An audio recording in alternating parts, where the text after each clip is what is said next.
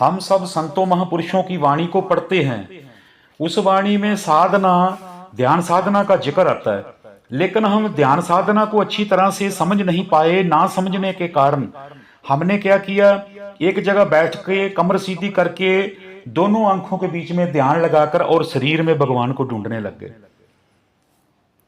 जो भगवान, जो परम पिता परमेश्वर पूरे ब्रह्मांड को चला रहा है, वो हमारे शरीर को भी चला रहा है। वो तो हर जगह सर्वव्यापक है। वो इस शरीर में कहां से हम ढूंढने लग गए हैं, क्योंकि हमारे को समझ नहीं लग पाई ध्यान साधना की। उन्होंने बोला था ध्यान को साधना, ध्यान का साधना मतलब होता है कि मन का मारना।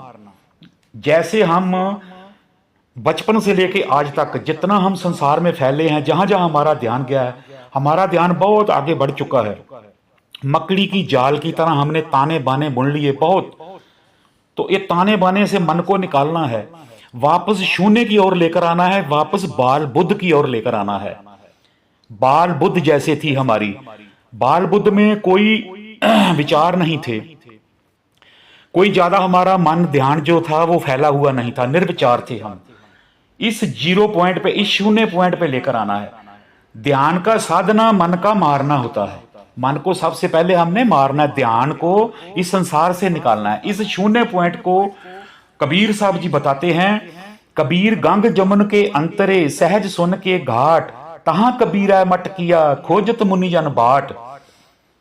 कबीर साहब जी इस सहज सुन की बात बताते हुए, इस जीरो पॉइंट, शून्य पॉइंट की बात बताने के लिए ये उदाहरण दे रहे हैं गंग जमुन की, गंगा और जमुना की। गंग जमुन के अंतरे भाव सेंटर पॉइंट, और ऐसे ही सहज सुन का जो सेंटर पॉइंट है, जो बॉर्डर लाइन है दोनों की, सहज और सुन की बॉर्डर लाइन, ये है जीरो पॉइंट। तहां कबीरा मट किया खोजत मुनि जन बाट। इस जीरो पॉइंट पे कबीर साहब ने मट किया भक्ति की है।